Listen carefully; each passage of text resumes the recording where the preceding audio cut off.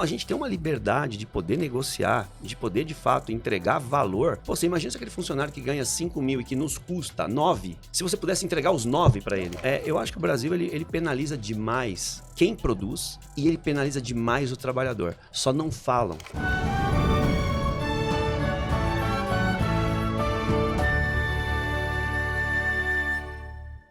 Olá, sejam muito bem-vindos a mais um episódio do Caminhos da Liberdade, podcast do IFL São Paulo. Eu me chamo David Freire, estou aqui com a minha colega, membra do Instituto, Andrea Westphal, e a gente gostaria de iniciar agradecendo aos nossos patrocinadores. Ecata, Évora, BTG Pactual Advisors, pelo apoio que torna esse podcast possível. E você que ainda não conhece o IFL São Paulo, nós somos uma organização independente de jovens que acreditam que a liberdade é a base para construir um país próspero e responsável. O nosso convidado aqui de hoje é um exemplo vivo de execução, coragem e visão. O Marco Mascari, ele é fundador da SX Capacetes, a marca que produz hoje um capacete por minuto e se tornou referência em inovação e liderança no setor. Marco, seja muito bem-vindo. Um prazer ter você aqui conosco. Obrigado, David. Obrigado, André. É um prazer estar aqui, prazer ser convidado por vocês aí e vamos em frente, vamos bater um papo aí para falar um pouco de empreendedorismo, falar um pouco de mercado, falar um pouco de marketing, gestão. Estou à disposição de vocês para ajudar e contribuir com o Instituto e fazer com que os empreendedores do Brasil se motivem cada dia mais para empreender e para crescer e fazer com que o país realmente tenha a liberdade que a gente busca. Muito bom, Marco. E a gente acredita, né, que o empreendedorismo de fato é o caminho por onde a gente vai transformar esse país. Eu sei que a sua trajetória ela é vasta. Você tem uma experiência aí como funcionário, como executivo, em outros setores no início da sua trajetória. Mas conta um pouco para a gente, Marco, quais foram os principais desafios aí que você enfrentou como empreendedor no Brasil? Quais foram as decisões certas e as erradas que te permitiram chegar nessa incrível marca e tornar a SX uma empresa tão grande aqui no nosso país? Bom, vamos lá. Eu sempre digo que tudo passa por uma história, né? Acho que empreender é um desafio, não é fácil. Não existe sucesso da noite para o dia. Tudo é uma jornada, independente dessa jornada ser uma jornada como empreendedor ou como funcionário. No meu caso, nesse segmento, que é o segmento que eu atuo hoje, que é o mercado de capacetes, eu estou já há 25 anos. Então, parte desse tempo foi como funcionário, como executivo, né, trabalhando, sendo gerente, diretor de operação. E aí, depois de algum tempo, depois de praticamente 12 anos, eu resolvi empreender e ter o meu próprio negócio. Empreender no Brasil é aquela loucura, né? Todo mundo sabe, não existe glamour, né? O glamour tá só na internet. Depois que você já... Eu ando até meio frustrado, porque hoje eu olho na internet eu me frustro porque eu não sou um bilionário, porque hoje qualquer um na internet é bilionário. Mas, enfim, a minha trajetória foi essa, são 25 anos. Nos últimos 2 eu estou empreendendo. 5 nos últimos 7 anos fabricando no Brasil, né? Comecei importando, né? Fazendo um trabalho de importação de capacete para o Brasil. Eu sempre digo o seguinte, para você ter um negócio de sucesso, você tem o desafio de resolver um problema, né? Em cima de todo problema, você acaba encontrando uma oportunidade de negócio. No meu caso, a minha foi uma transição de carreira, né, onde eu não concordava com algumas coisas que tinha na empresa onde eu era executivo e que eu achava que podia ser muito melhor e eu não conseguia evoluir em função da mentalidade dos sócios, dos proprietários dessa empresa. E aí eu resolvi fazer diferente, falei, vou fazer do jeito que eu acho que que eu julgo ser o ideal. E aí parti para a parte de importação e empreender. E aí depois o desafio que foi transformar essa empresa, que era uma empresa puramente de importação, virar uma fábrica, foi o desafio na época da Dilma, que teve o impeachment da Dilma ali em 2015. Nós tínhamos um composto, né? Ao longo desses 25 anos, eu peguei algumas vezes o dólar a R$ 4, e toda vez que o dólar chegava a 4, o mercado de importação inviabilizava, né? Por quê? Você tem o dólar barato, fica fácil para importar, fica barato para importar, e aí você tem produtos entrando. Quando o dólar encarecia, o produto subia, e aí esse produto descolava demais do preço do produto nacional, e aí o mercado importado inviabilizava. Em 2015, quando eu peguei o dólar pela quarta vez nessa trajetória ao valor de 4, eu julguei ali que tinha um composto diferente. Não era somente cambial a questão do Brasil, era uma questão política, era uma questão econômica, tinha outros fatores. E naquele momento eu julguei que não voltaria aos patamares que era antes, que era o patamar ideal era estar na casa de 2,20.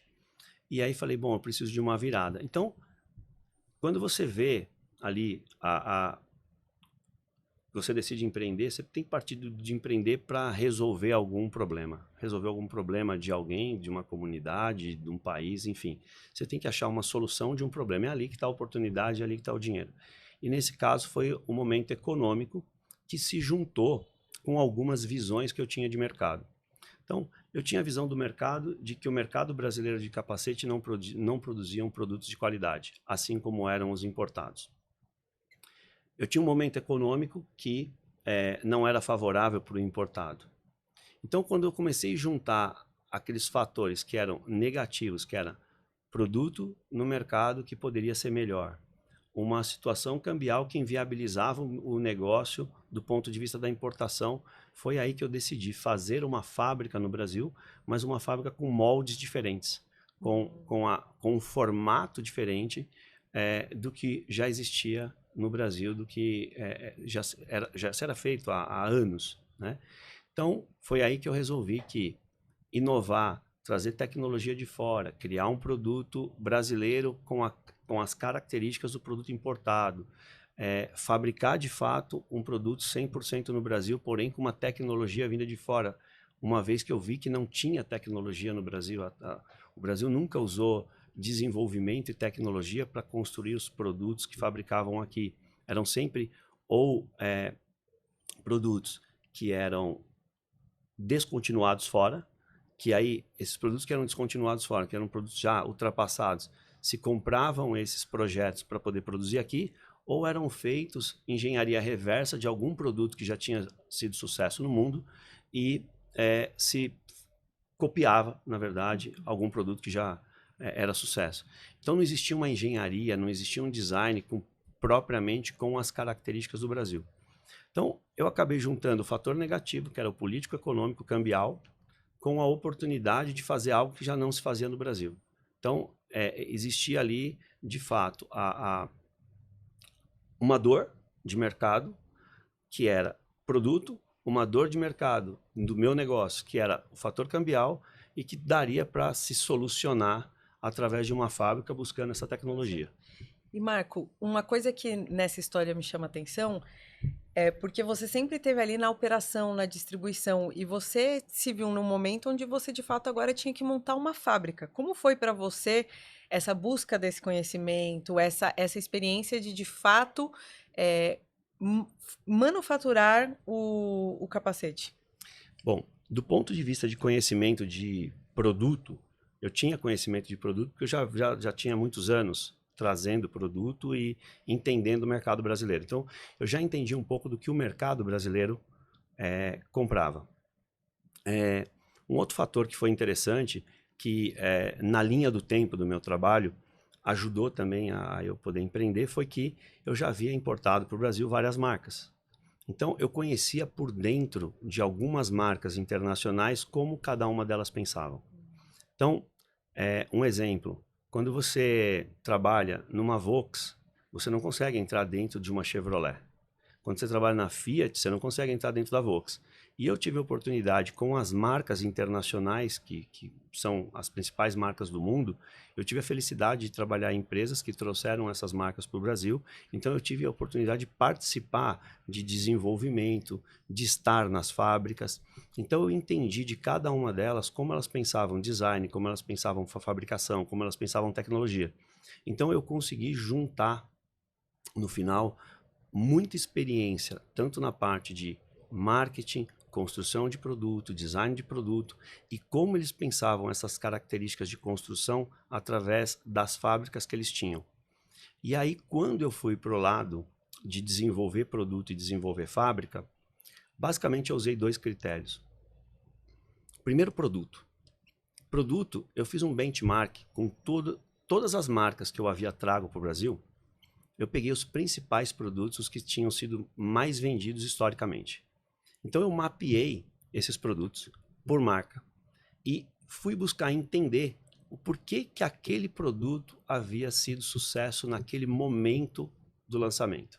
Então, características como tamanho, design, peso, a parte de layout, com entradas de ar, sem entradas de ar. Então, eu mapeei os produtos da minha jornada como importador para ver quais eram as características que faziam um produto virar sucesso. A parte disso, eu peguei a parte de conhecer as fábricas que eu já havia conhecido ao longo do tempo. Então, dentro de cada fábrica, eu olhava, não obviamente na época com a intenção de montar uma fábrica, mas eu conseguia ter a percepção de como cada um fazia algo interessante. Então, eu pegava, por exemplo, tinha uma fábrica a fábrica hoje a mais tecnológica do mundo, que eu conheço, é uma fábrica na Itália. Então, quando eu fui nessa fábrica, eu olhei a parte de pintura deles, e eu olhava e falava assim, cara, a pintura desses caras são diferentes. Então, a parte de design, desenvolvimento, aí tinha uma outra fábrica que eles tinham uma área de design e desenvolvimento que eles pensavam produto full time, assim, 24 horas por dia. Então, eu fui buscando um pouco de cada um, do que eu via de melhor de cada um, para tentar juntar numa planta. E a característica dos produtos, para tentar fazer um produto com as características que o brasileiro vê como percepção de valor, para que o produto, quando eu lançasse, de fato, fosse um produto que tivesse essa percepção de que, cara, tem característica de design, tem característica de preço, valores que eles tinham como percepção para que o produto realmente, quando fosse lançado, fosse sucesso. Então eu juntei os 2 lados, produto, o que o consumidor queria e o que tinha de melhor no mundo para se montar uma planta, para montar essa fábrica. Pô, eu entendo que essa pesquisa, acho que ela foi fundamental para definir os caminhos e assim, não vamos falar facilitar, né? Porque a jornada empreendedora no Brasil era muito complexa. Mas na sua jornada, certa vez eu ouvi você falando que quando falta dinheiro tem que sobrar criatividade. Quais foram os momentos aí no Brasil que você teve que, nessa sua jornada empreendedora, ter que sobrar muita criatividade e como que isso é hoje com a empresa num outro nível, em uma outra estrutura? Como manter essa mentalidade de sempre criar, inovar para se manter à frente e um pouco do histórico aí desses momentos que vocês tiveram que, ser criativos para fazer as coisas acontecerem? Bom, é assim, para empreender precisa de dinheiro, né? Uhum. Não importa se o dinheiro é funding, se é próprio, se é family and friends, se é empréstimo, você precisa de dinheiro. O ponto que eu sempre levo, e isso é uma coisa que eu levo até hoje, tá, na empresa, todo novo projeto, não importa se é um projeto de expansão, se é um projeto de um novo produto, se é qualquer tipo de investimento. Eu acho que todo empreendedor tem que pensar com 2 cabeças. Primeira cabeça é o seguinte, se eu tivesse todo o dinheiro do mundo, como eu faria isso que eu tenho que fazer? E se eu não tivesse todo o dinheiro do mundo, como eu faria? Porque muitas vezes, e eu vejo muita gente errando nisso, muitas vezes sobrar dinheiro é um problema. Porque o sobrar dinheiro faz você não pensar, e aí o investimento é errado. Então, se você precisa de comprar uma máquina, um equipamento, se você precisa fazer um investimento em um prédio, se você tem dinheiro sobrando, em geral as suas decisões são mais rápidas. E não quer dizer que as suas decisões mais rápidas são as mais assertivas. Então, conseguir separar, se eu tivesse todo o dinheiro do mundo, como eu faria, se eu não tivesse todo o dinheiro do mundo, o que eu faria, você vai pegar 2 mundos e 2 realidades bem diferentes. E aí, o que é o ideal? Pegar o ideal dos 2 mundos. Perfeito. Você ser criativo, de forma que você gere eficiência ao menor custo e você pegue o melhor tipo de equipamento que o seu dinheiro pode pagar naquele momento. E aí, fundir os 2. Então, cara, tem N situações por exemplo, no começo, como eu não tinha dinheiro para construir uma fábrica para poder fazer tudo, o que eu fiz? tudo que eu podia terceirizar, eu terceirizava. E tudo que não dava para terceirizar, que eu tinha que controlar processos internos ou processos que poderiam acontecer, falhas, defeitos no meio do processo, de repente, de uma terceirização, eu internalizei. Então, cabine de pintura. Eu precisava de uma cabine automática, mas, aliás, eu precisava de 2 cabines, porque eu precisava de uma cabine para pintar, uma cabine para fazer verniz. Então, eu tive que criar uma cabine híbrida, onde um dia eu pintava o volume de 2 dias e no outro dia eu invernizava o volume de 2 dias. Então, teoricamente, a minha produção saía a cada 2 dias para eu poder montar. Eu não tinha como produzir e montar dentro de um fluxo, todo dia pinta, todo dia inverniza, todo dia monta.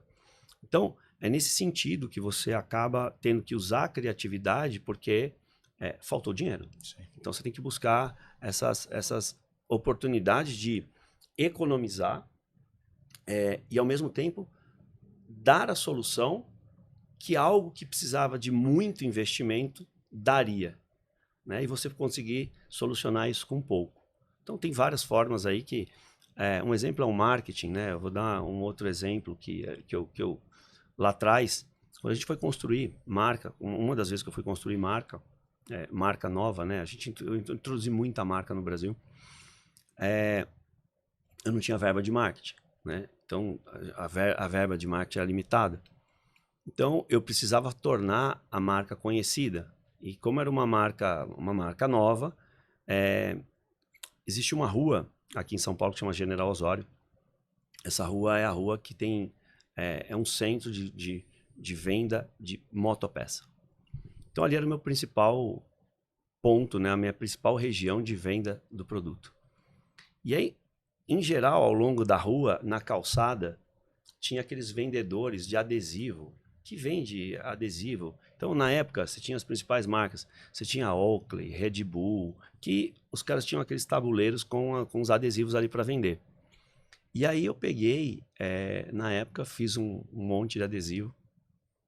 Fui no tabuleiro, no cara que vendia o adesivo, e aí contei uma história para ele. Falei, cara, isso aqui é uma marca importada que tá vindo pro Brasil, isso aqui é um sucesso lá fora.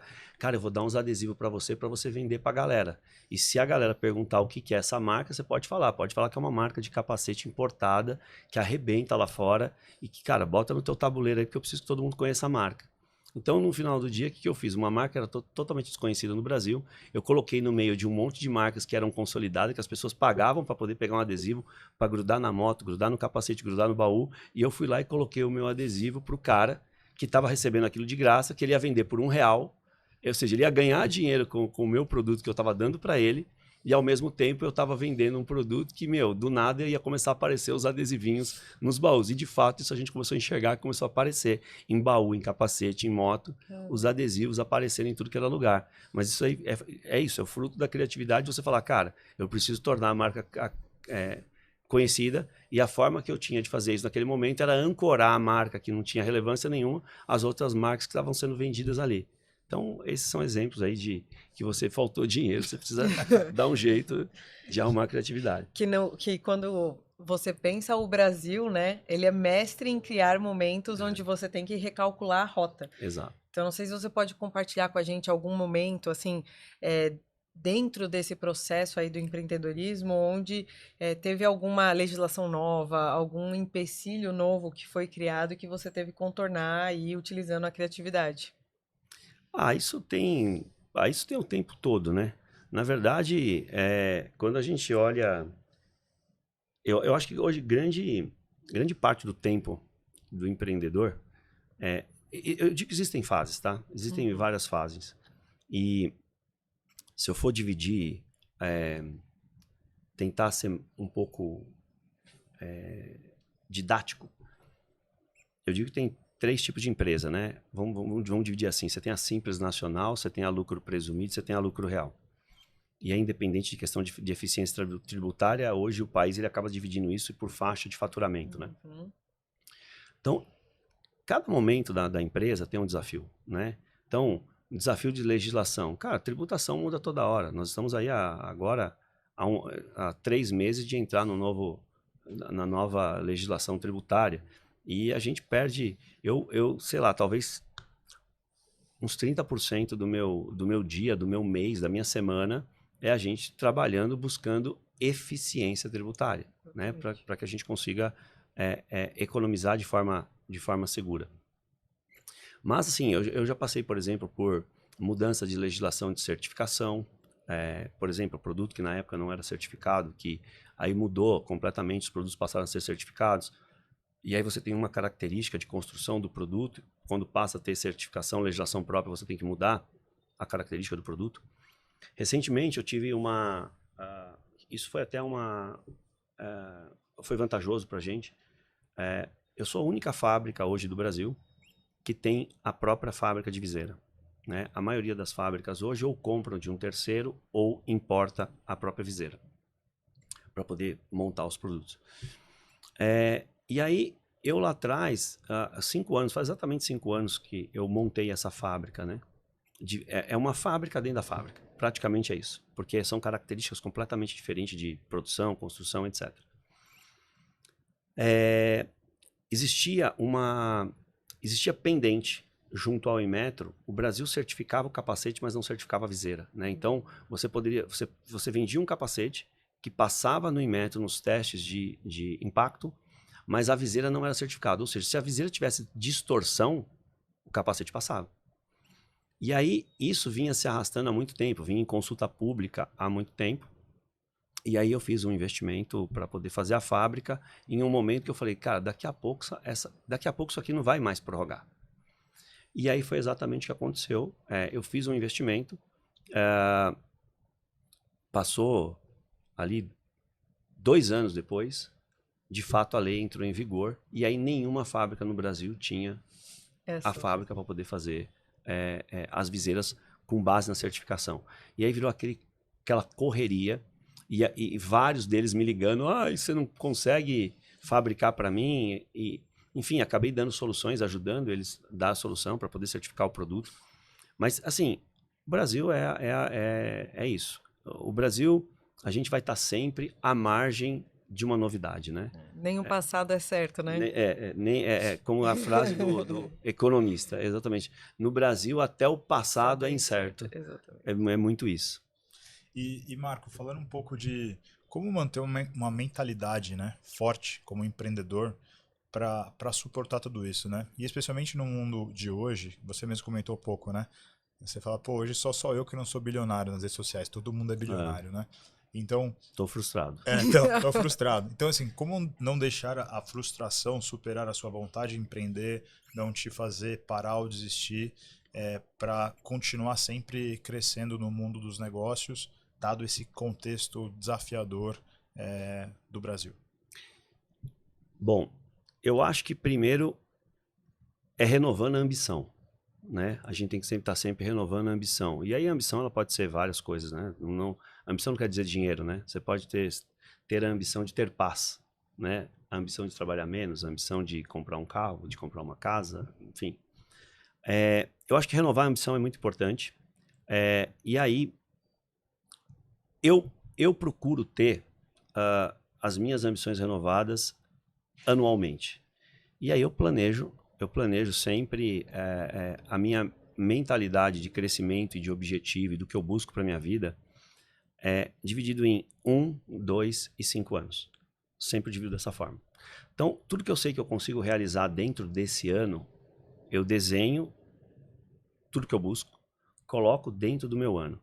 O que eu acho que vai ser difícil de realizar por conta de que eu dependo de algumas coisas que estão naquele objetivo para que as outras aconteçam, eu coloco como planejamento para o segundo ano.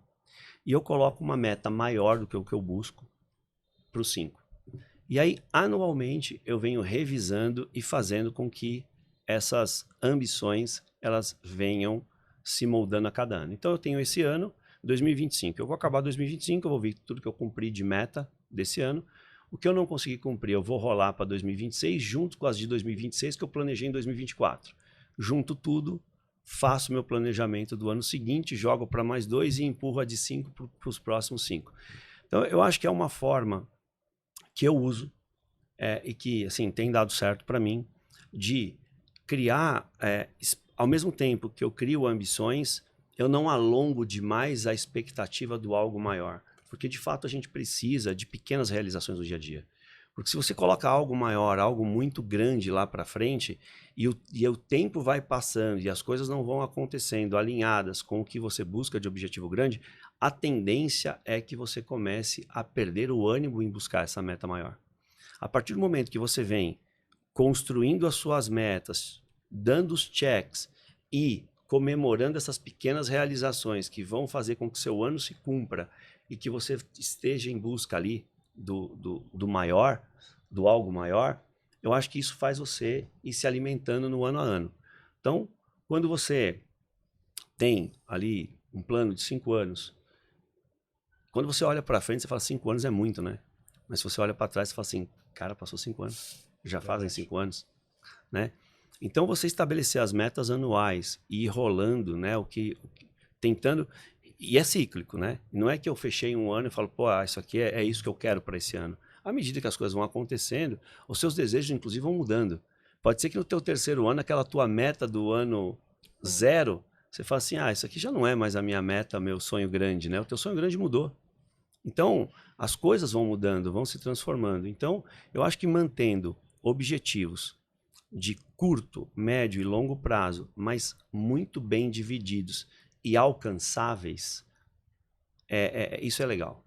Eu tenho uma passagem que uma vez eu estava num curso e um professor me pediu um BP de um negócio, né? E aí ele deu lá o negócio, o desenho do negócio que ele queria que eu criasse o BP. E aí eu comecei a desenhar o BP e comecei para época, o business plan era um business plan que a empresa iria faturar 1 milhão, né? E eu desenhei todo o projeto lá, e 1 milhão era uma loucura, era um negócio grande, era muito grande. E aí esse professor passou lá pela minha mesa de trabalho, olhou, pegou o meu business plan, ele falou assim, por que essa empresa vai faturar 1 milhão? E aí eu todo orgulhoso expliquei para ele, falei, não, porque a gente vai vender tanto, porque vai fazer isso, vai fazer aquilo.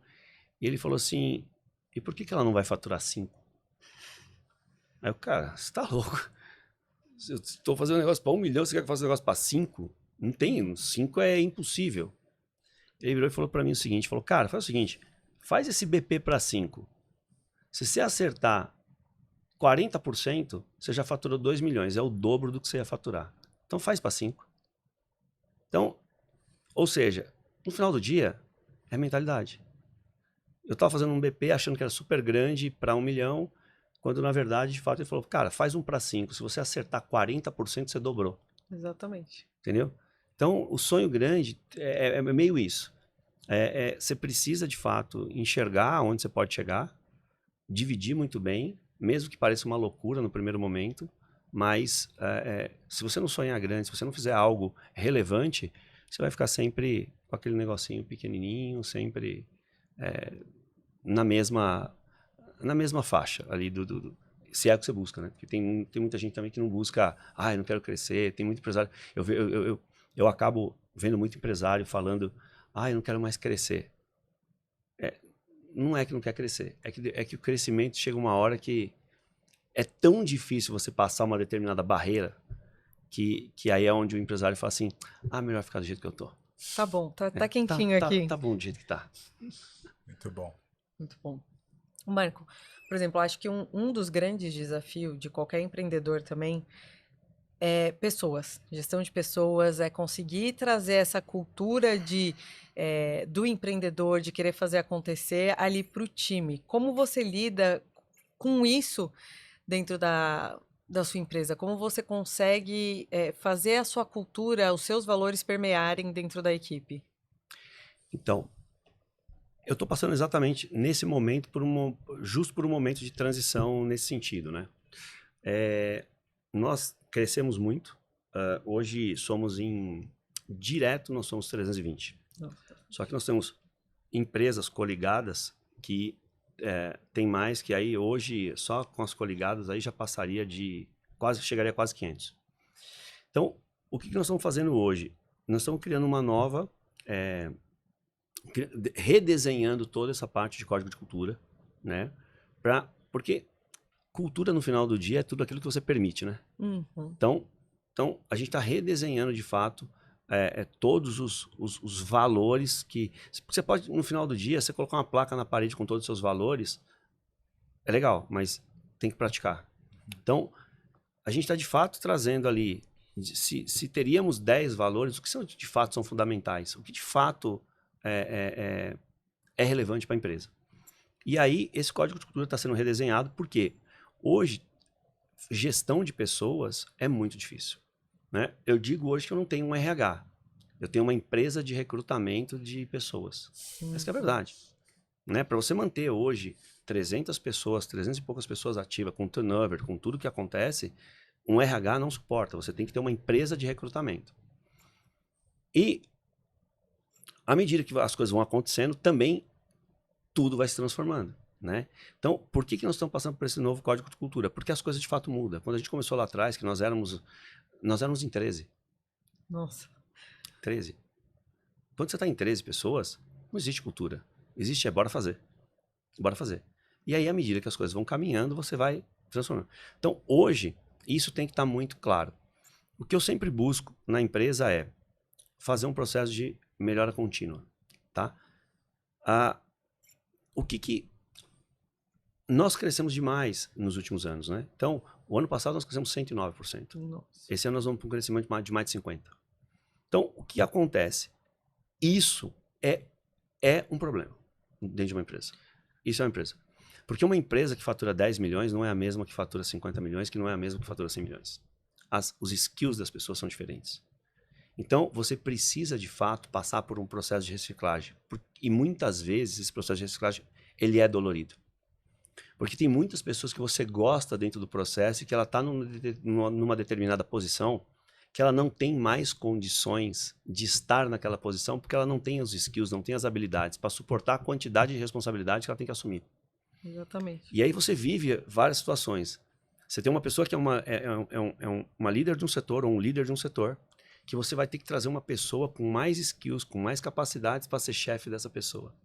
E que ela não entende, às vezes, que ela não tem a capacidade para ser esse chefe, esse líder. Ela não tem condição, de repente, de passar de líder para gerente, ou sair de gerente para diretor.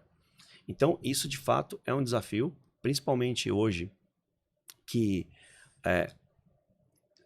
todos os profissionais querem chegar sentando na cadeira principal, né? CEO em 2 anos, né? Não, todo mundo quer ser CEO. Todo mundo quer ser CEO.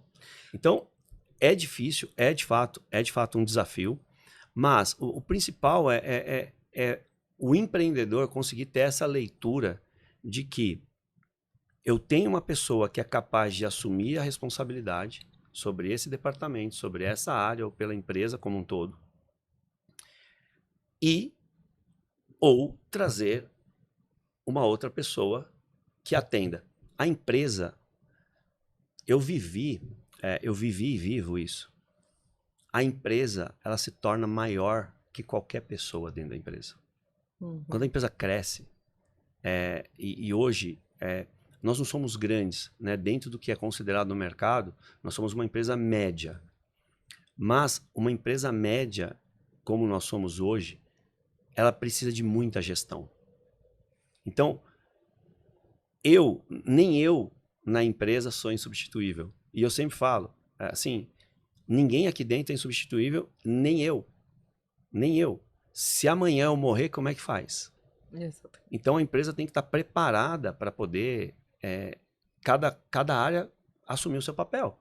Eu não estou em todas as áreas. Aliás, eu não sou bom o suficiente em tudo.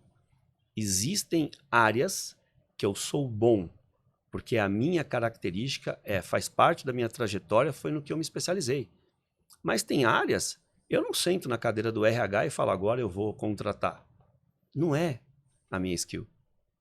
Eu não vou sentar na área de logística e falar, deixa comigo que eu vou resolver todos os problemas de logística daqui. Então, o mais importante é você, como empreendedor, saber no que você é bom e saber contratar as pessoas certas para as cadeiras certas. E não existe pessoa para cadeira, existe cadeira para pessoas. Então, desenha primeiro o que aquela cadeira, o que aquele setor precisa. Quais, de fato, são as skills que a pessoa que tem que sentar ali, que tem que assumir aquele papel, quais são as características que ela tem que ter. Se quem estiver sentado não tiver essas características, não tem jeito. você tem que substituir, tem que colocar gente competente para você continuar crescendo, porque senão você desbalanceia a empresa. Você vai ter áreas muito profissionalizadas e áreas pouco profissionalizadas se você tiver a dó de substituir alguém que não tem competência. Então tem que trabalhar isso o tempo inteiro, não tem jeito. E estruturar essa parte de cultura para saber claramente qual é o sonho grande, qual é o plano, qual é o objetivo, para que todo mundo tenha isso daí claro, desde a pessoa que trabalha no cargo mais simples até o topo da cadeia da empresa. Todo mundo tem que ter essa clareza do que a empresa é, onde ela está e onde ela quer chegar. Marco, obviamente dentro desse processo, né, de desenvolvimento das pessoas, o empreendedor também precisa acompanhar a jornada da empresa, né? Você Sim. comentou, a empresa começou com 13, hoje são 300. O que você vê que você precisou desenvolver, assim, que foi fundamental na sua trajetória para alcançar esses resultados de hoje? E o que você talvez visualiza aí para frente que você já está correndo atrás para poder avançar e entregar o BP do futuro da SX? Cara, se desenvolver, cara, é o tempo inteiro. É o tempo inteiro. É o que você não tem conhecimento, que você precisa aprender, você tem que aprender. Você pode até não se tornar especialista, mas entender você precisa, né? Você ter a clareza de entendimento. Então, de novo, é a transformação. É a história daquele... É a história do ERP, né? Quando você vai começar a empresa, aquele ERP que você comprava no disquete na banca de jornal que você botava no computador e controlava o básico, ele funcionava. Aí chega uma hora que aquele disquete ali, aquele ERP não funciona mais. Você precisa de algo mais estruturado. E aí você tem que buscar algo mais tecnológico, algo que te entregue mais informação. E à medida que a empresa vai crescendo, isso vai acontecendo e você tem que ir transformando ele. O exemplo é o ERP, porque é uma dor da maioria das empresas que crescem. As empresas vão crescendo, elas têm que vir substituindo o ERP, porque quando ela vai começar, ela não tem condições de bancar a melhor solução, né? Então, e você como pessoa, como empreendedor, é igual. A diferença é que você não se programa. Você tem que, de fato, buscar a informação, né? Então, acho que buscar informação, buscar entendimento, eu acho assim, tem muita... Lidar com pessoas hoje é o grande segredo, né? Independente das skills que você tem, seja no marketing, seja na venda, seja na parte fabril, não importa. Você tem um conhecimento? Tem, mas você, no final das contas, como empreendedor, você não é obrigado a ser especialista, mas entender. E entender é você ter clareza de que o especialista que você contratou, ele vai te trazer a informação com clareza, de forma que você entenda e fale, ok, pode tocar. Então, assim, nos últimos anos, bastante, assim, fiz bastante coisa, estudei bastante, li bastante, fiz bastante curso, entrei em alguns grupos de empresários. Eu acho muito importante você conseguir estar em grupos, né? Quando você está ali empreendendo, você conseguir estar em grupos de empreendedores que no final do dia as dores são as mesmas, né? Então, hoje eu faço parte de um grupo de empresários que hoje nós somos em mais de 300. Quando a gente fundou, né, esse grupo, nós éramos em 30 mais ou menos, hoje são mais de 300, que compartilham dores. E nós temos umas coisas bem legais lá. Exemplo, tem uma mentoria que nós fazemos entre nós mesmos, que se chama Board Meeting. Então, por exemplo, eu tô com uma dor na área financeira, né? Que eu preciso estruturar meu financeiro, eu preciso profissionalizar, enfim.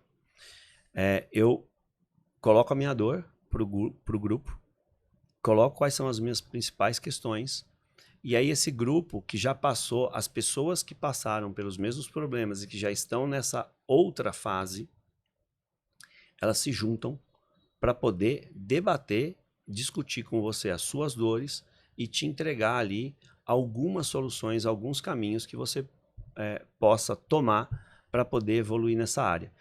Então é importante porque hoje tem muito coach de sofá, né?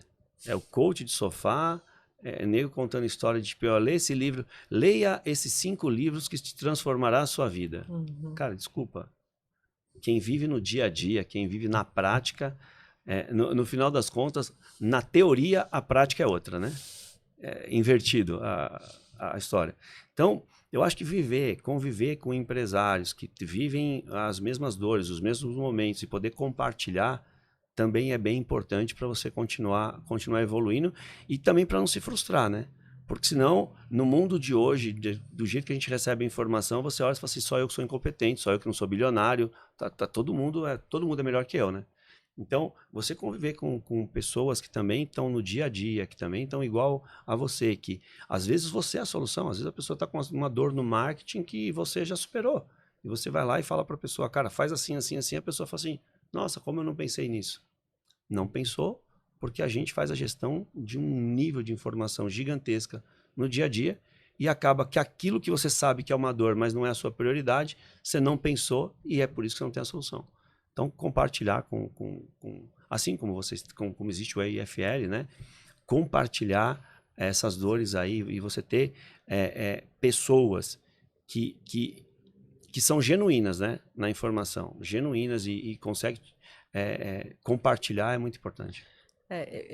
Até, Marco, perguntar, às vezes, o que você falou, empreender muitas vezes é solitário. A pessoa ali que toma a decisão, que assina o cheque, é uma posição muito solitária a ter. E compartilhar com outras pessoas que sentem a mesma dor é muito importante. Mas como você falou, tem muito coach de sofá aí que fala para você ler 5 livros e tá tudo resolvido. E não sei se você tem alguma dica, algo que você possa contribuir com a gente de como achar esses grupos, como achar essas pessoas ou tentar entender se, puta, aquilo ali é um coach de sofá, se não é, porque eu vejo muita gente aí indo em curso, 1001 curso, que você vai no curso e o cara só vai te vender mais um curso, entendeu? Ó, existem vários hoje, tá? Existem bastante grupo hoje de empresários, bastante clubes de negócio, etc. O difícil é identificar os clubes que estão só te cobrando para te manter lá dentro e fazer daquilo mais um negócio, ou se de fato tem entrega, tá? Em geral, você tem que testar. Você tem que testar. Você tem que ir lá, participar de uma reunião, participar de eventos. Olha, quando eu entrei 5 anos atrás, que começaram os clubes de negócio, né, que começaram, na verdade, a ser estruturados os clubes de negócio, ainda era mais difícil de você conseguir identificar o que... hoje tem muito, né? Tem muito. Então, pegar a informação, de fato, com quem já faz parte dos clubes, tipo, o que as pessoas extraem dali, de fato? Frequência de reunião, engajamento, de fato ver quem está, quem são os coordenadores, né? Quem cria as agendas, né? Quais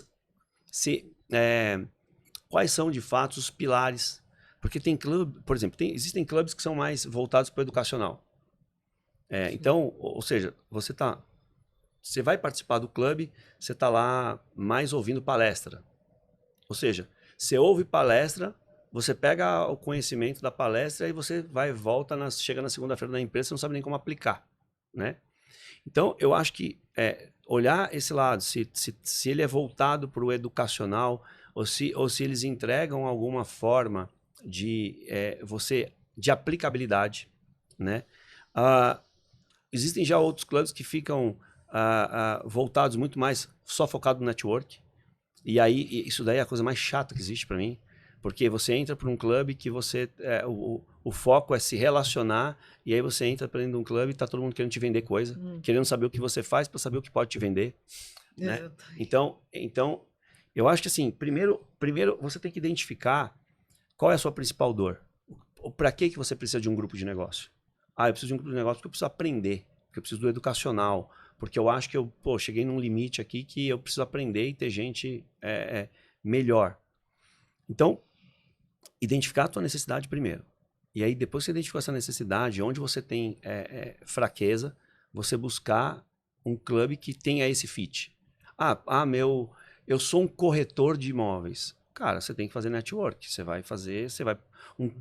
Um clube de negócios que tem base em network, você vai estar lá, você vai fazer network com potenciais clientes. Não, o meu objetivo é que, olha, eu me formei, sou advogado, mas hoje eu assumi a empresa da família, eu não entendo nada de gestão. Eu entendo a parte jurídica, estrutural, contratual, mas gestão eu não entendo de RH, eu não entendo de financeiro, eu não entendo de marketing. Então aí você tem que buscar um clube que tem uma pauta mais voltada para o educacional.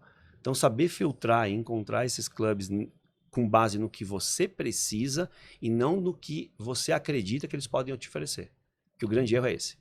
O grande erro é você ir para um clube achando que eles vão te oferecer algo que você não sabe nem se quer. Então primeiro identifica o que você precisa para você identificar o clube que é mais interessante para você. Eu já entrei em alguns e assim, já entrei e saí de alguns porque de fato não entregava. Não tinha entrega. Então é olhar, cara, o que eu estou fazendo aqui?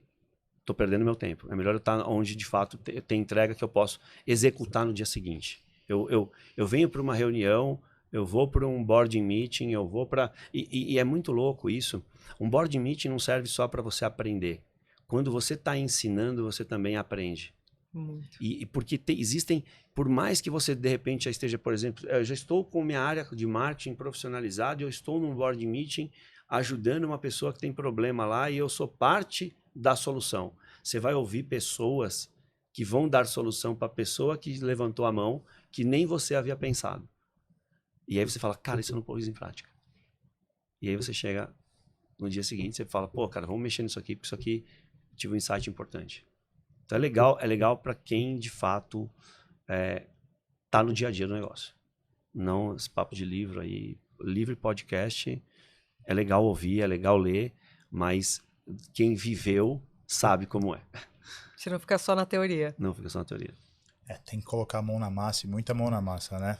É isso. Hoje a tua empresa tá grande, você tem 300 colaboradores.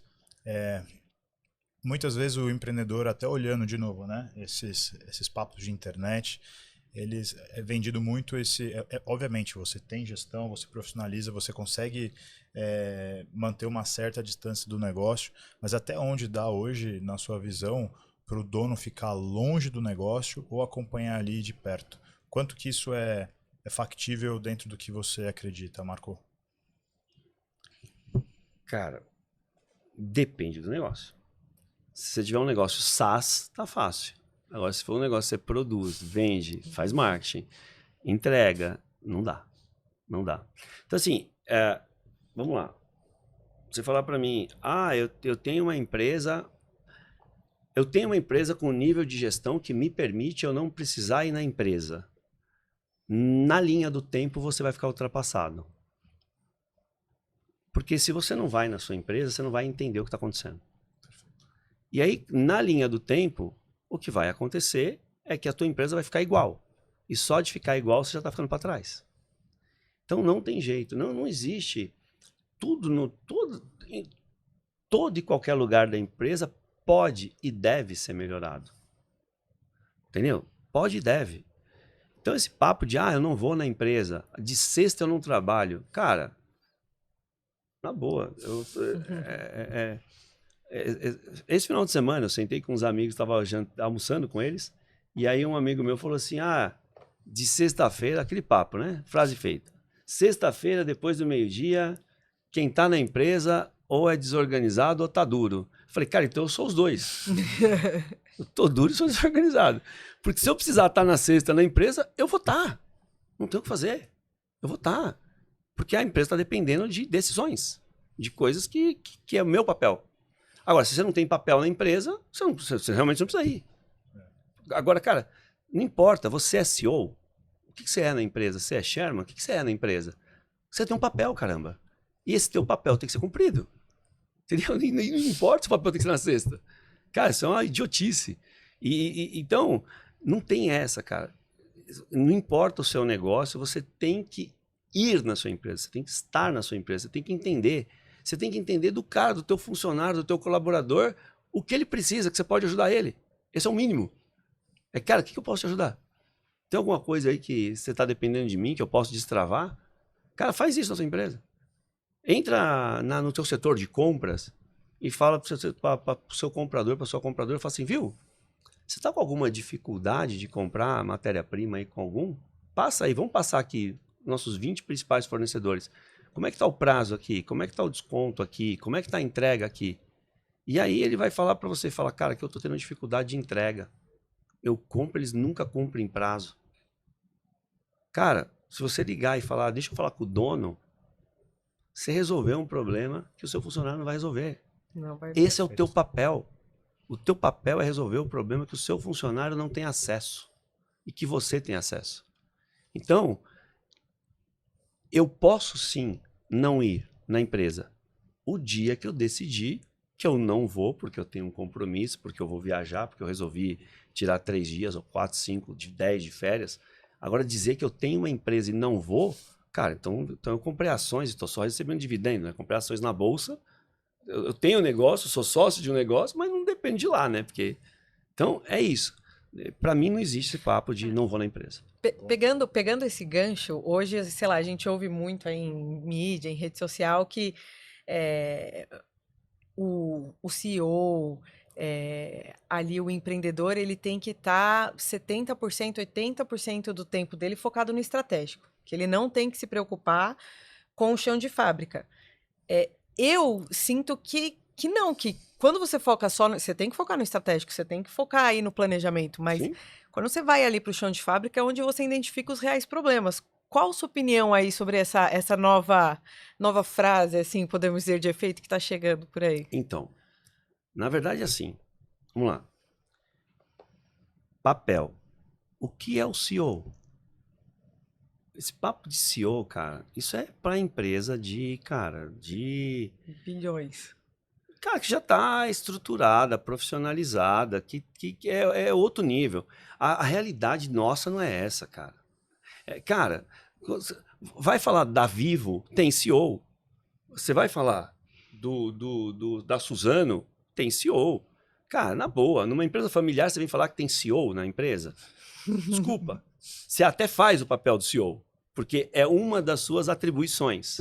Agora, você está em casa, o teu vigia te liga e fala assim, cara, estourou um cano aqui. Você vai lá. Você vai ter que ir, cara. É o CEO que vai ter que ir lá. Exatamente. Entendeu? É o CEO que vai ter que ir lá abrir. Entendeu? Então tem coisas que não tem essa vaidade de falar, eu não faço, esse não é o meu papel. Cara, o teu papel é assumir a tua responsabilidade. Perfeito. Essa que é a verdade. Então, vamos lá. Você é empreendedor, cara, você tem que entender o que está acontecendo. Entender, você tem que ter visão do que está acontecendo. Não dá para você ser uma pessoa relapsa. Eu não me importo com isso. Eu não me importo com o marketing. Eu não me importo com a logística. Funciona. Cara, num determinado dia você vai ter uma surpresa. De novo, você pode não ser especialista, mas entendimento você tem que ter. Então, cara, eu vejo o tempo inteiro, porque... Cara, é de dar dó no final do dia, né? Do pessoal que está começando a empreender, virar para mim e falar assim, eu sou CEO da empresa de bolo. Meu filho, então o CEO é o que paga a conta, é o que vai no banco, é o que faz entrega. Esse é o papel do CEO. Então você é CEO, né? Então, é parar de glamorizar, né? Porque, na boa, o dia a dia, a realidade não é essa. Você pode até chegar nesse nível? Pode. Então, eu hoje tem coisa que eu não participo. Eu não participo do dia a dia. Dia a dia. Não quer dizer que eu não sento para ter reuniões estratégicas com o departamento. Não quer dizer que eu não tenho um one-on-one pelo menos uma vez a cada 15 dias. Porque às vezes nem dá para fazer semanalmente. Nem dá. Você tem tanto departamento. Se você parar para fazer um one-on-one com o departamento, você passou o dia na empresa só fazendo pergunta. Entendeu? Entender é fundamental. Não tem jeito. Então, esse negócio de querer glamorizar e falar, não, o CEO não faz isso, o CEO não faz aquilo. Não. Eu hoje tenho um papel na empresa, de verdade, quando eu olho assim, o que é o papel do CEO na minha visão? Ele nada mais é do que um coordenador. Coordenador. Eu acredito muito mais eu, como empreendedor, o meu papel, se eu pudesse e tivesse alguém competente para colocar no papel de CEO, para falar, cara, coordena todas as áreas e deixa que eu vou pensar no estratégico, no futuro da empresa, eu faria. Só que no final do dia, eu tenho que fazer parte do dia a dia da empresa, eu tenho que fazer parte da coordenação e também tenho que fazer parte do estratégico. Eu tenho que fazer parte de tudo. Não tem essa de dividir, isso eu faço, isso eu não faço. É como funcionário que, às vezes, o cara tá lá na linha de produção e aí você vira para ele e fala, pô, eu preciso que você agora monte caixa para ajudar porque tá faltando caixa. Ah, esse não é meu papel. Não, cara, o teu papel é contribuir. O teu papel é contribuir com a empresa. E isso vai do auxiliar de serviços gerais ao CEO, ou chairman, ou como você quiser botar nome. Isso tudo eu não tenho. Aqui não é uma empresa SA com capital aberto em bolsa que eu preciso seguir ali uma liturgia para dizer quem é quem, porque cada um assina responsavelmente por cada área. Né? Não é isso. Então, empreender tem uma realidade aí que não adianta glamourizar, não. E então a gente até discutindo isso, é muito importante a gente escolher muito bem as nossas referências, né? Porque senão a gente acaba se iludindo, se frustrando e aí num país de dificuldade como o Brasil fazer isso, acho que vai jogar um tempero num lugar que já é muito difícil. Quais você colocaria, Marco, que foram referências na sua vida que forjaram aí você como um empreendedor de sucesso? Acho que muita gente, viu? E, de novo, tudo se transforma a cada momento você acaba pegando uma pessoa como referência, né? Eu já teve momentos que pais de amigos meus eram minhas referências. Que eu olhava e falava, cara, esse cara é um puta profissional. Cara, é um puta profissional. E aí você vê pela postura, pela atitude, pelo cargo que ocupa, pela forma que trata a família, pela forma que trata os filhos. Então, cada momento você tem uma referência. O que é difícil hoje, e aí eu procuro não ficar assim, falar assim, essa é a minha referência, tá? Hoje em dia, com a internet, é muito fácil você construir autoridade. É muito fácil.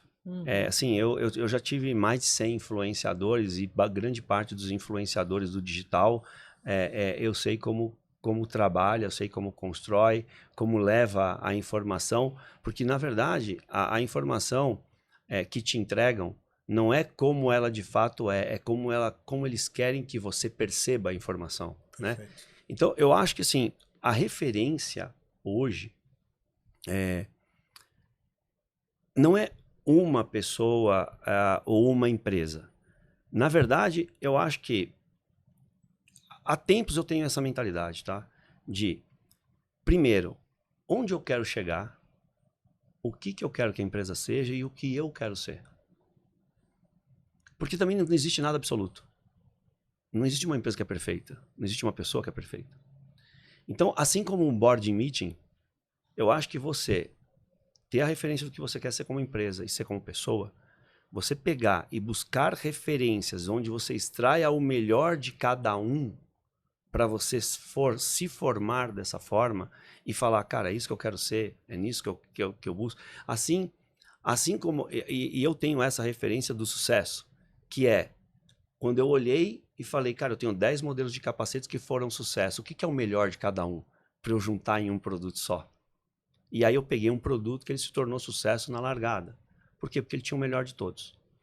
Então eu acho que assim, você pode buscar bons livros para poder ter boas referências, você pode buscar bons profissionais para ter boas referências, você pode buscar bons pais para ter boas referências, você pode buscar referências muito mais no que você busca ser, né? E a empresa é a mesma coisa. A empresa é onde eu quero estar, o que eu quero ser. Hoje nós temos um desafio muito grande nesse sentido lá, porque hoje nós somos a referência do mercado. E aí é muito difícil de inovar. É muito difícil de inovar. Porque no final do dia é você que é copiado. Exatamente. Então, o desafio de você, como empresa, inovar e continuar inovando constantemente para que você se torne, para que você se mantenha como referência, Hoje nós somos conhecidos como a fábrica mais tecnológica de capacete. Todo produto que a gente lança é produto que vira tendência de mercado. Então, eu acho que isso é mais difícil. Hoje não precisa mais do adesivinho, né? Você se manter. Se manter é muito difícil. Então, mas é isso, você tem que buscar essas referências. Buscar referências e não focar. Até falei isso, não focar em um ídolo. Sim. Né? De ter um ídolo. Eu acho que a idolatria, para mim, é uma idiotice. Eu acho que, de novo, ninguém é perfeito. Ninguém é perfeito. Então você tem, por mais que existem pessoas que você olha e fala assim, cara, essa pessoa é admirável, no fundo, assim como eu, assim como todos nós, temos defeito. Então acho que buscar o bom de cada um, com base no que você busca ser, no final das contas, é o que vai te tornar melhor, o que vai te tornar a empresa melhor. E em cada fase, né? Acho que isso é em importante. Cada fase. Porque Em essas cada fases fase. vão mudando e você precisa ir se adaptando todo momento. As coisas se transformam. Sim. Essa que é a verdade. Talvez se a gente pegar e olhar para trás e falar assim, o que era muito importante para mim, talvez 5 anos atrás? E aí você pega 3, 4 coisas que você julgava super importante para você, que você olha hoje e fala assim, nossa, como eu dava atenção para isso. Porque as coisas se transformaram e de fato se tornou irrelevante. Entendeu? Então, essa transformação para mim que eu acho que é legal. E sempre que eu vejo alguém que está se despontando, que eu tô vendo, que fala assim, pô, essa pessoa tá falando coisas interessantes. Tipo, tem pé e cabeça, né? Pô, tem um livro aqui que é legal. Tem um podcast novo que, pô, esse podcast está trazendo assuntos relevantes. Então, é aí que você vai no balizador.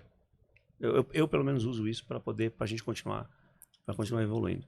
Marco, acho que assim, o que você trouxe pra gente foi extremamente enriquecedor e a gente falou muito de sonhos aqui, sobre que todo empreendedor tem que ter um sonho, principalmente aí nesse pilar de 1 ano, 2 anos, 5 anos. Então, queria uma curiosidade que surgiu aqui, qual é o seu sonho para os próximos 5 anos? O que você está em busca nesse momento de vida, nessa fase de vida?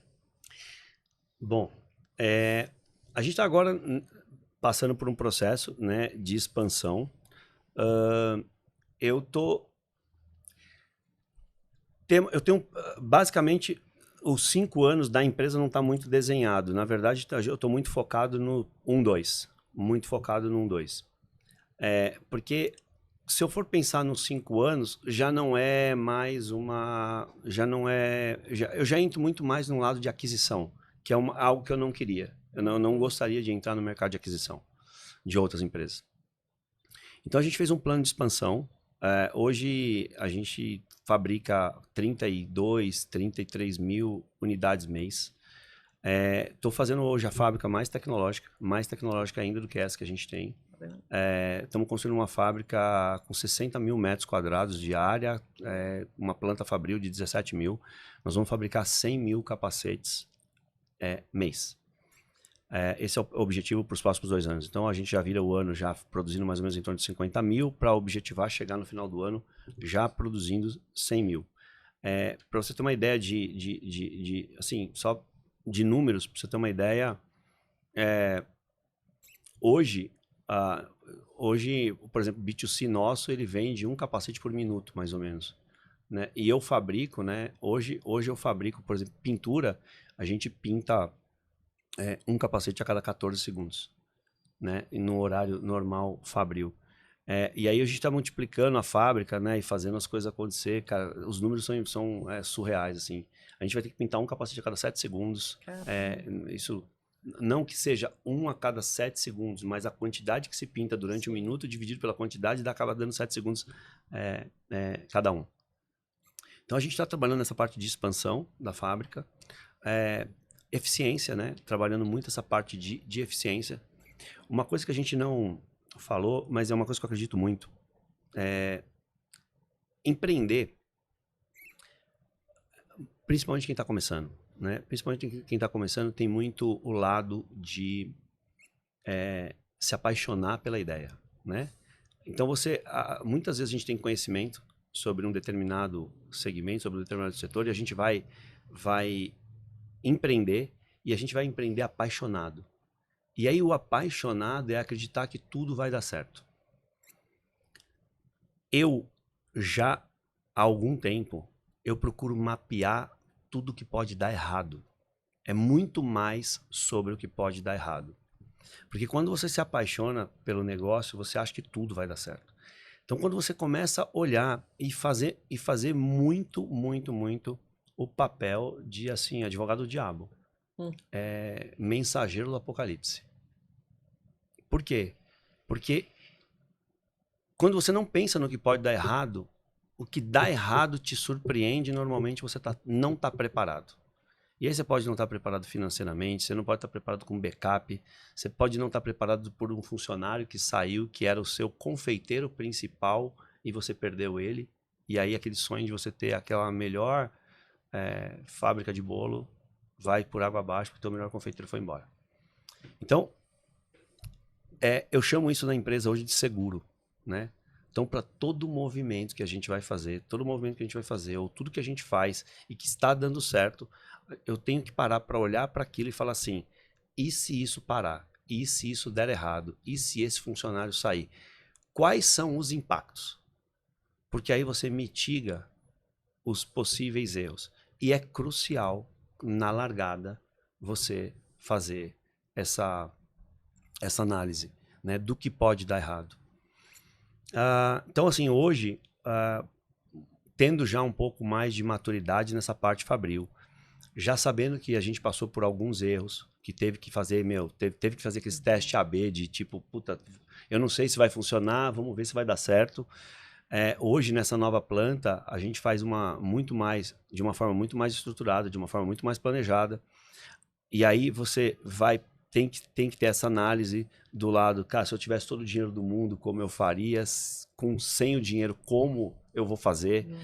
E tem áreas que você fala, cara, não adianta eu trazer a tecnologia da NASA para pintar uma parede. Não adianta, aquilo ali é o básico bem feito. Sim. É o básico bem feito. Entendeu? Então, você como empreendedor, buscar essa evolução constante, não com base somente em acertos. Porque, cara, se a tua ideia já é uma ideia, se você já identificou uma dor, se você já identificou um mercado, aquilo já é uma oportunidade de negócio. Ponto. O que bota essa oportunidade de negócio em risco? Então, o meu planejamento para os próximos 2 anos é esse. Errar o menos possível na implantação dessa nova fábrica, porque de fato é um investimento muito maior do que nós já... basicamente, nós vamos fazer em 1 ano um investimento que nós fizemos em 5 nessa outra planta. Então, nós vamos colocar um investimento muito alto e não errar ali é fundamental. Quanto menos a gente errar, mais rápido a gente starta a planta e quanto menos errar, mais próximo do perfeito vamos estar. Uma frase que eu uso muito é que não existe o perfeito. Existe ausência de defeito. Então, a ausência de defeito é o planejamento. É planejar para não errar. Planejar para que não ficar sonhando que tudo vai dar certo. Então, nos próximos 2 anos é isso. Esse ano, a gente fecha o ano. Na verdade, a gente está num momento de transição, que é os 3 últimos meses desse ano, com os 3 do próximo, né, que é onde a gente está startando essa nova planta. Então, o ano que vem, a gente já vai para uma capacidade já de 50 mil unidades e fechar o ano preparando a segunda fase para a gente estabelecer em 2027 essa capacidade de 100 mil.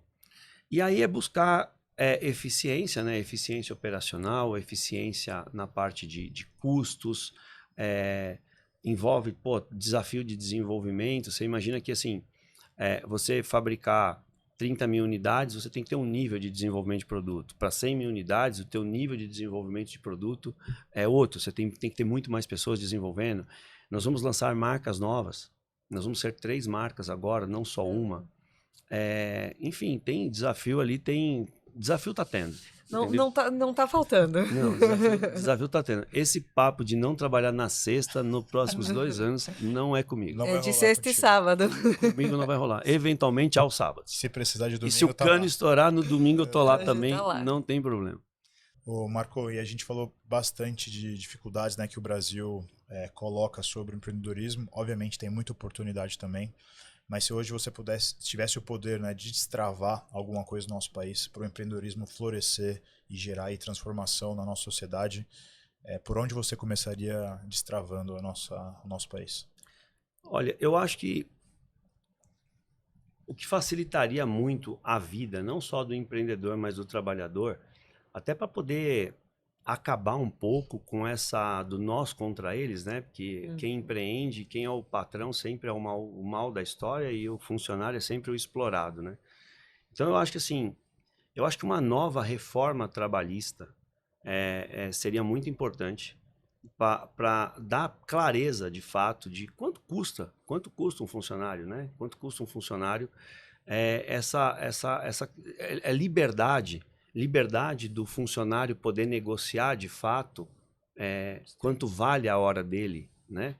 Hoje nós temos dificuldades, eu tenho dificuldade, por exemplo, eu tenho pessoas exercendo as mesmas funções com qualidades e eficiências diferentes.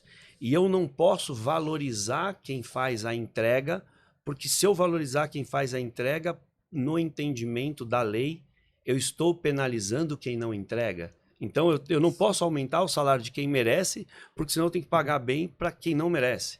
Então, eu acho que assim, dar essa liberdade da pessoa poder entregar mais, do funcionário não ter essa visão de não muda nada se eu produzir mais ou se eu produzir menos, eu vou ganhar mais que o outro.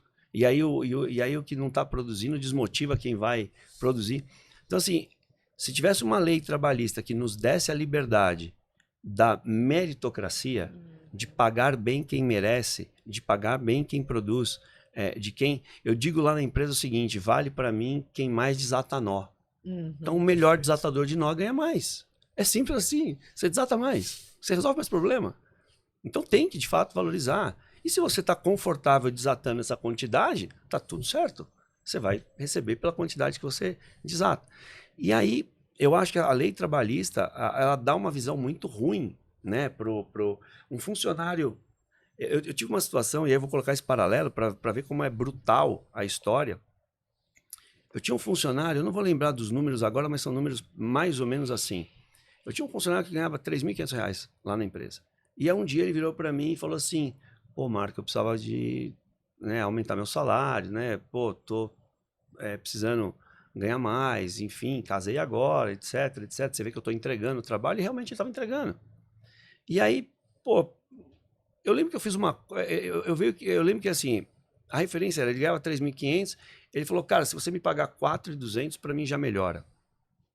Fica melhor. E aí, eu achei que valia e falei, tá, ok.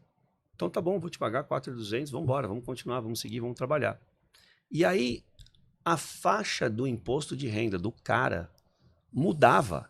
Exatamente. Tipo assim, ele pagava 15 ganhando 3,5, ia para 27 ganhando 4 e pouco. No líquido. E aí 27 de cima para baixo, o acréscimo dele foi R$70. Cara, ou seja, quem que levou o dinheiro?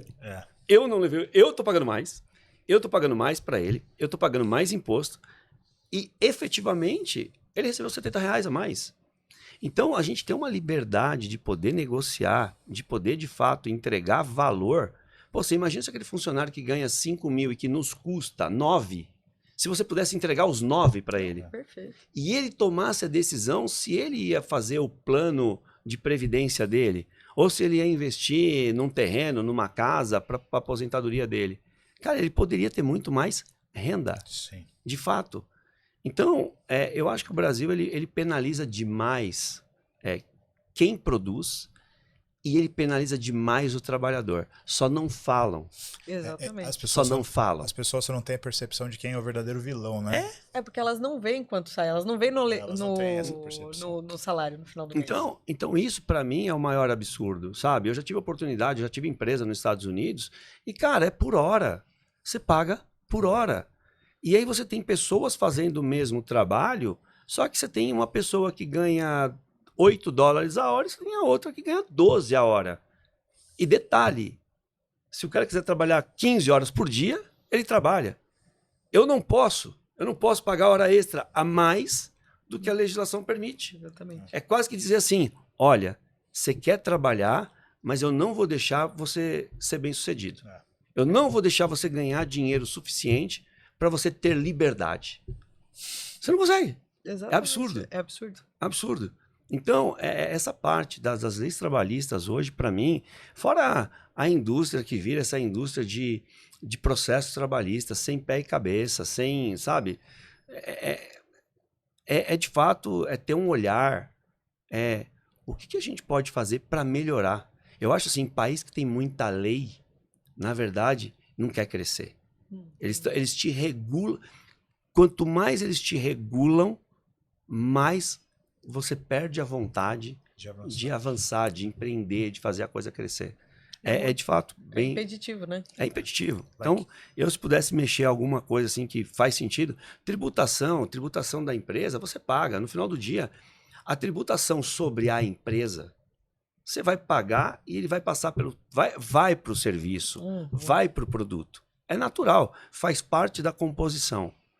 Mas o trabalhista, ele vai para a composição do custo, mas quem não se beneficia é o trabalhador. Exatamente. Então, e ele tá pagando isso na ponta também, né? E aí você imagina esse cara que ele ganha 5, se ele ganhasse 9, o quanto ele consumiria mais, o quanto ele consumiria no mercado, o quanto ele compraria de roupa, ele poderia pagar uma escola melhor para o filho, sabe? Ele poderia ter uma condição de vida melhor, ele poderia morar em um lugar com saneamento básico, que de repente, às vezes, onde o cara está, não tem o básico, sabe? A gente convive com todo tipo de funcionário lá, do funcionário desde o chão de fábrica, que ganha R$ 2.200, até um executivo. Você vê, são realidades completamente diferentes. E que as duas pessoas nasceram, viveram e se formaram na mesma cidade. Cara, o que fez esse se tornar isso e esse se tornar aquilo? No final do dia, é a desigualdade. É a desigualdade. E o trabalhador, se ele tem... Como é que um cara que ganha R$ 2.200, que ele poderia estar ganhando 4, ele pode pagar uma faculdade? Não pode. Não pode. Porque os R$ 2.200 é para ele sobreviver. Ele não vai crescer. Ele não vai se desenvolver. Se ele não tiver como compor uma renda familiar para ele poder se desenvolver, não vai. E no final das contas, o que vai fazer você evoluir? Você tem que pagar um curso. Você tem que entrar, de repente, numa boa faculdade. Você tem que, sabe, o que eu vejo hoje dá dó disso. Muitas vezes eu vejo pessoas com potencial, que eu vou muitas vezes no pessoal e ajudo no pessoal, porque eu vejo que a pessoa se esforça, quer se desenvolver, mas a condição da vida dela, às vezes, não permite porque o salário dela não é condizente. Então, acho que o trabalhista aí, uma reforma trabalhista que desse mais liberdade e eficiência e ganho para o trabalhador seria fundamental. Legal, Marco. Gostaria de agradecer pela sua participação aqui no podcast. Foi enriquecedor, foi uma mentoria aqui pra gente. Nós, como empreendedores aqui, né, acho que tem muita lição de casa para implementar nas nossas empresas. Então, muito obrigado. Também agradecer, Marco, pelo seu tempo. É o que a gente falou. O tempo é muito valioso. E acho que muita coisa para pensar. Espero que todo mundo que esteja ouvindo também tenha sido tocado aí pelas suas palavras. E Legal. só agradecer pelo seu tempo. Legal. Eu espero ter contribuído para a audiência, que a audiência consiga se inspirar, tirar alguns insights aí para poder empreender, para poder melhorar. Enfim, estou à disposição. Cara, vocês estão convidados, se quiserem visitar a empresa lá, quiserem vivenciar lá um dia lá da operação, conhecer, vocês estão convidados lá aí para conhecer. Obrigada, Tá? Marco. Obrigado, valeu. Valeu, pessoal. Valeu.